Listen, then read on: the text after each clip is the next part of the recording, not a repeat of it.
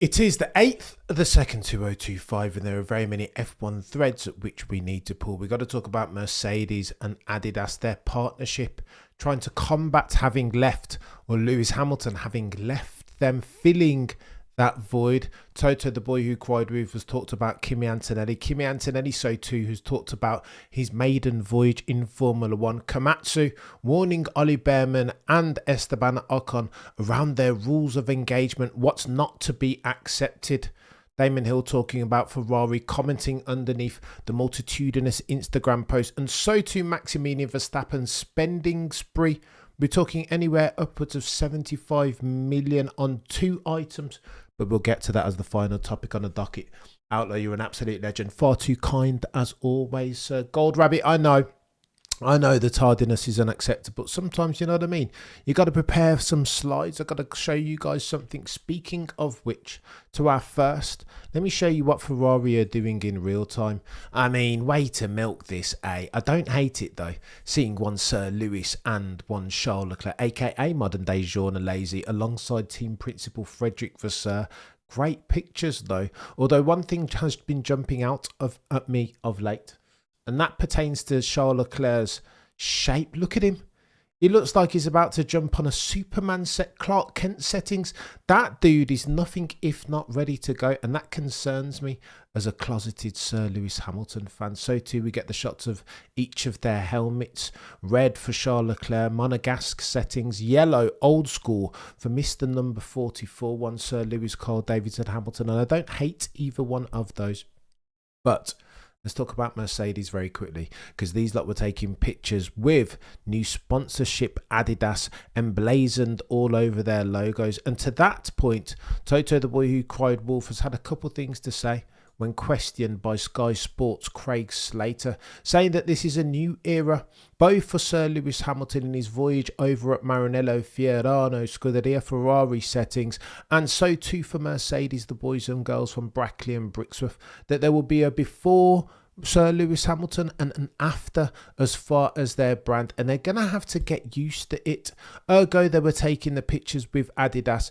This marks part of a new era for Mercedes. George Russell spoke to this. He said as follows, that he's convinced that a bit of Six Sigma, getting it right first time, that if past this prologue, that's what they can do in Mercedes. If indeed the boys and girls from Brackley and Brixworth can build King George Russell a car, he reckons that he can win this year, if not fight for championships. And I hope he's right. But the dragon for which Mercedes are going to have to slay has and will always be, during this ground effect era, of course, that bloody operating window. W13 was not a slow car. It was fast, one of 365 days a year when there was a full moon at tracks of high altitude. But therein lies the problem, right? It was a diva of a car, and they continue to bark up that very specific mercurial design philosophy tree. Here's hoping that they can nail it, because F1 is a better sport when it has a multitude of competitors, real ones, fighting for race wins and therefore championships. Kimi Antonelli too has spoken out. He says that F1 can be brutal at times, but he's ready. He's ready to stay focused on himself, that he's trying to work day by day, weekend by weekend, with a view to continuously improve. Tick. Loving that from one Kimi Antonelli. Continues, quote, of course the mindset is going to be to try and win, but I have good people around me in this moment, and they will really help me ignore the external things in order to be focused on the moment. Tick. That's the right verbiage. Indeed, as an F1 driver looking to win races, some might argue that those are the exam answers. Tick, tick, tick. He continues, I quote, I feel like I'm just new as a Mercedes driver, and I'm saying that replacing Sir Lewis Hamilton, I don't think that is correct, as he's such a big figure and done so much more than I feel like I'm just the next Mercedes driver. Tick, tick. Lest we forget that Kimi Antonelli's shoe size is 8 Lewis Hamilton's was 9 pathetic fallacy settings, if that's something that in which you can be invested. Bookending, Kimi Antonelli says the following: I really want to make my own way, achieve great results, and to be a success. Here's hoping that dude can do it. I'm liking the cut of Kimi Antonelli's jib. Now, can he fulfill those size 9s of Sir Lewis Hamilton? Not in the immediate term. There is no way. That's a mission impossible. And I'm glad that he couches his strategic objectives in those terms.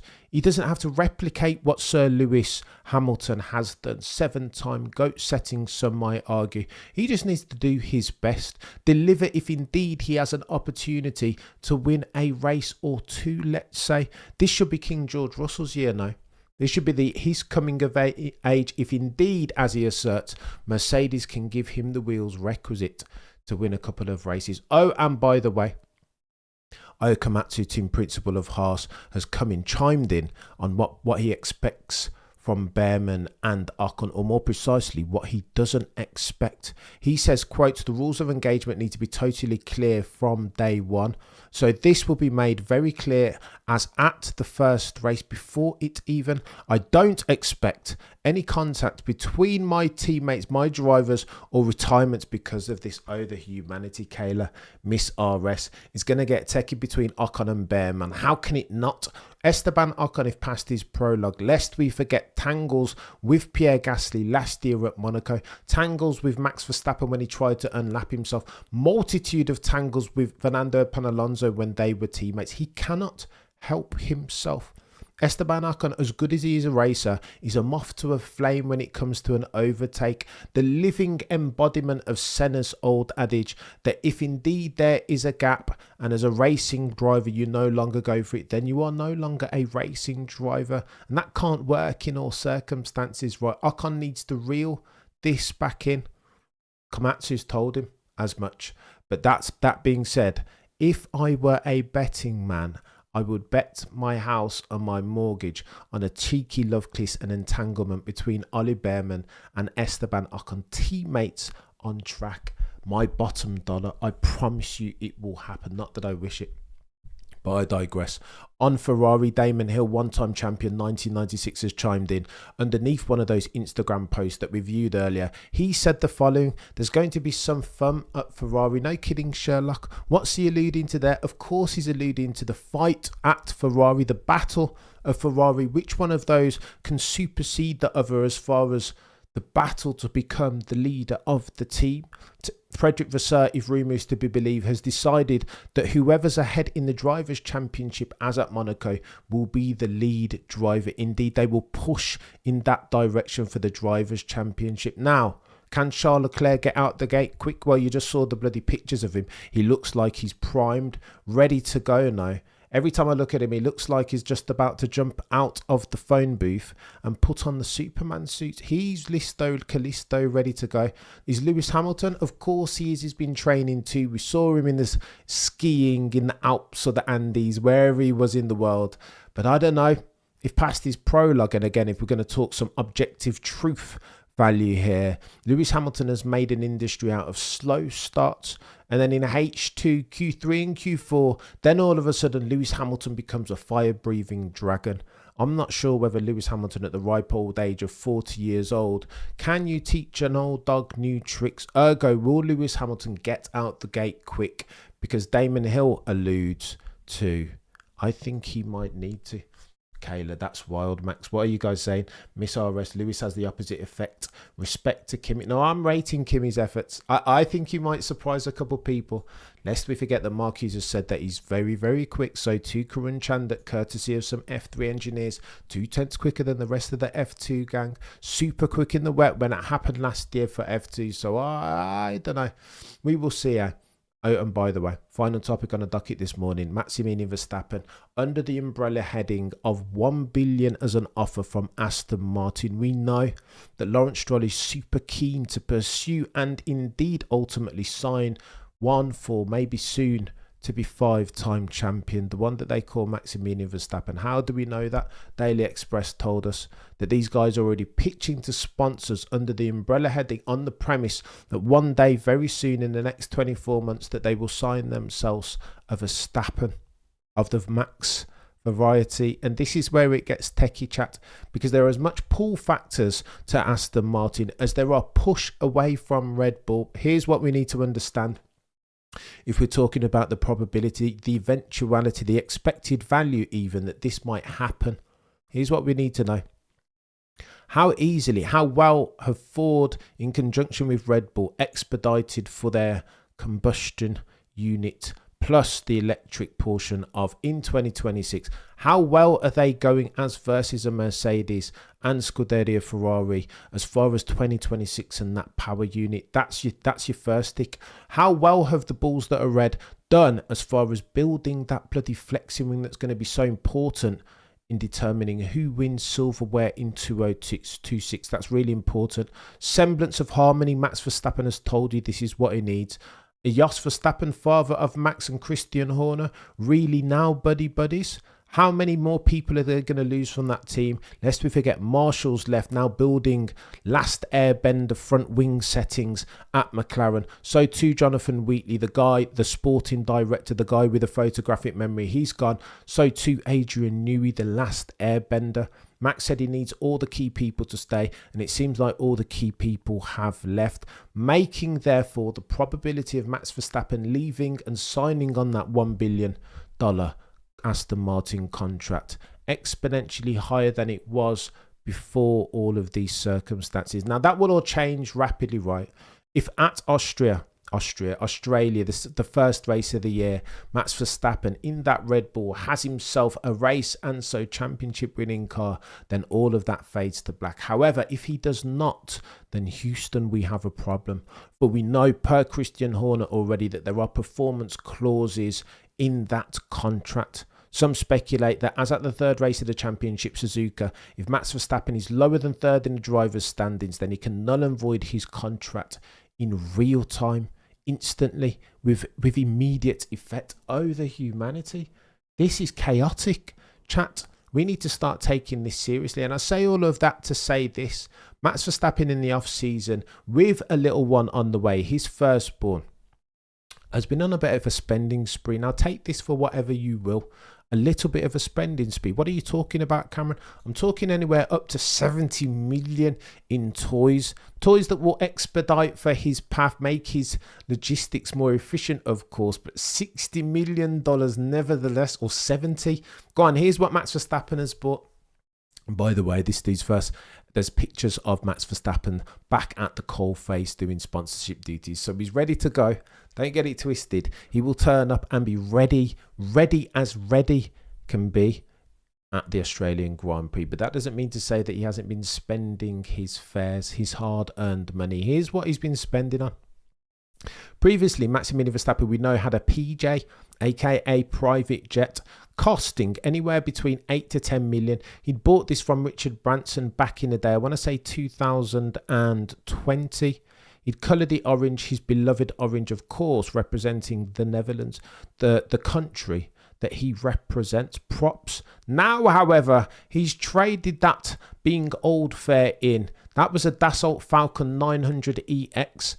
$8 to $10 million worth. Now, though, he's switched that around, right? He sent that back. Now he has a $65.7 million worth of a Dassault Falcon 8X. Oh, the humanity. If indeed he's bought the 2024 model even.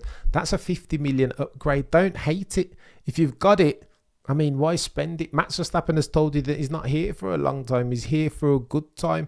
And so props to the dude for making his life easier and more comfortable since he's getting so many tens of thousands of miles worth of travel. Oh, and by the way, he's also gone and bought himself a super yacht. Has Maximilian Verstappen, for some say soon to be 5-time champion.